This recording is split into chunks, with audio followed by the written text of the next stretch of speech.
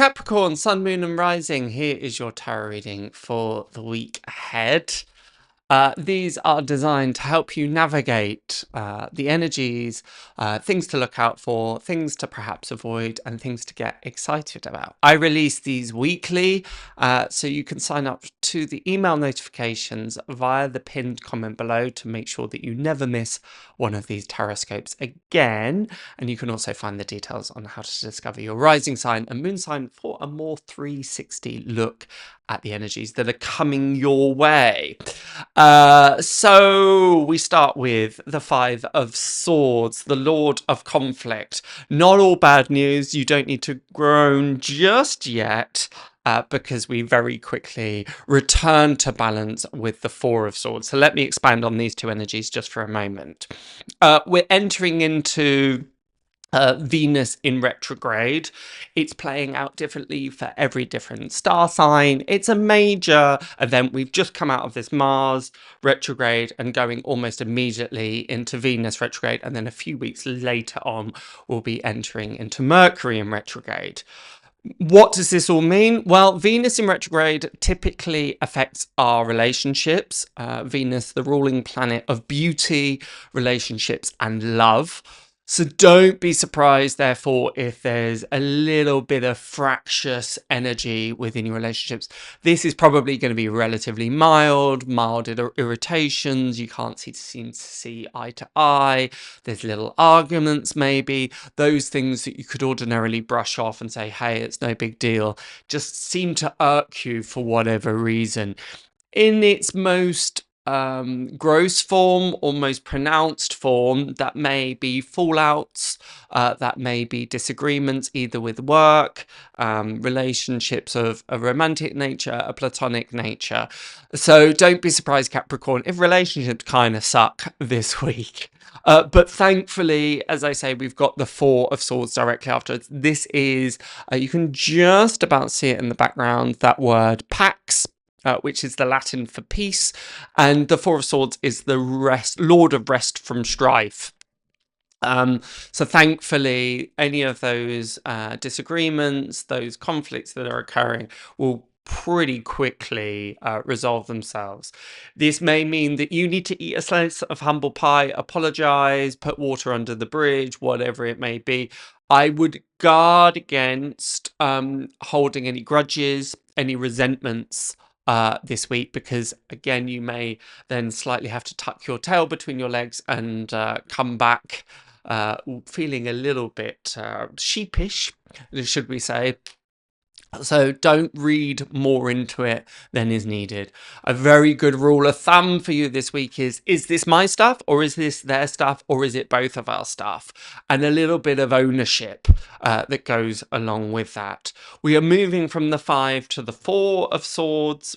Swords is in relation to the mind, thoughts and ideas. So we may be feeling a bit frustrated, and some of these slightly, I'm going to say darker thoughts, but I don't think they get too dark that we need to be worried about, but just those mild irritations, that monkey chatter mind.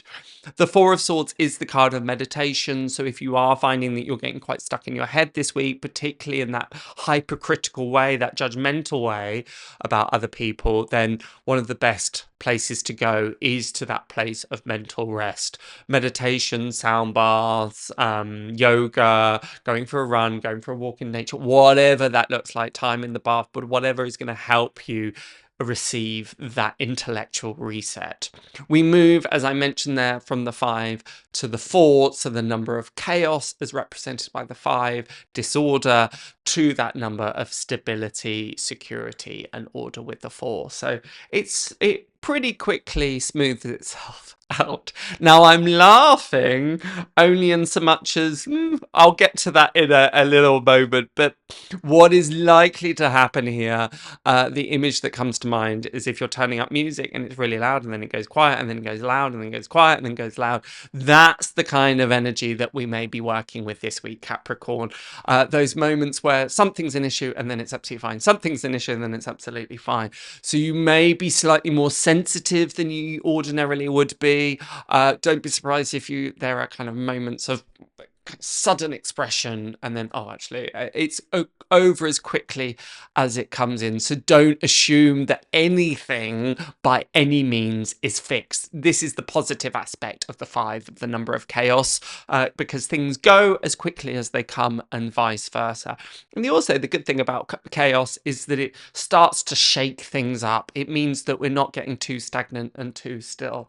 And the fact that we have here the 6 of Pentacles in reverse in your reading strongly recommends.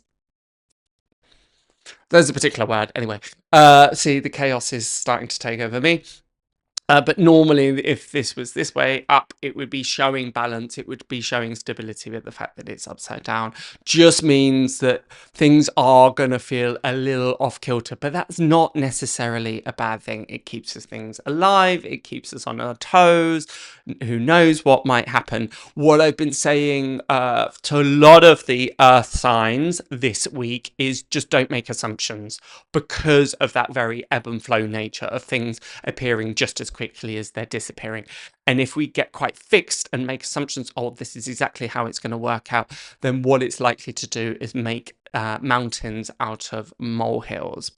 What's really good to see, however, and I believe this came up for Aries, we have the appearance of the High Priestess.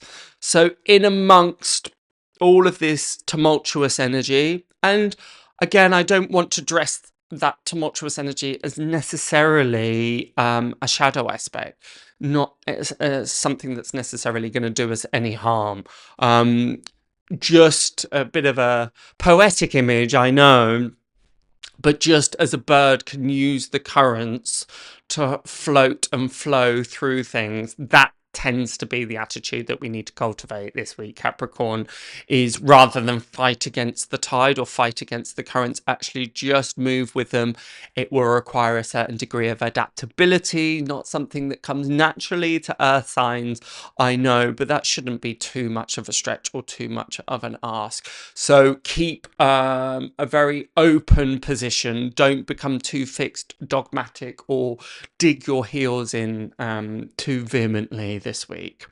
The appearance of the High Priestess is always a reminder that we need to be connecting with our intuition, particularly in combination with that 4 of Swords, is a reminder to go into that receptive state, go into that place of stillness, go into that passivity, that very divine feminine energy. There will be a want and a time to go and kind of correct things, roll up your sleeves and grab the bull by the horns, so to speak, or the goat by the horns in your instance. But actually, probably the most conducive things to do is to pull back, find space, find time, get a clear perspective on things, particularly in moments of isolation. That doesn't mean you necessarily have to be lonely or feel that you're in a place of solitude necessarily, but something that seems to be coming up, particularly as we're moving into this Venus in retrograde energy, there is a bit more of a call for us to work things out on an independent level, in a solo level. That doesn't mean that we should fall into a place of mistrust or a point of grievance with other people whatsoever, but rather just sort out our own mess. Effectively look at what we're bringing into the table and bring that into a point of resolution. So please ramp up the time that you might be spending in any intuitive practice, in the ways that I expressed before, meditation, yoga, whatever that may be. But just ask, what does my intuition tell me about this? Because that will act like a laser that can cut through these otherwise worldly winds. I hope that's useful. If so, let me know in the comments below. But until next time, have a wonderful, wonderful week, and I shall see you then. Bye for now.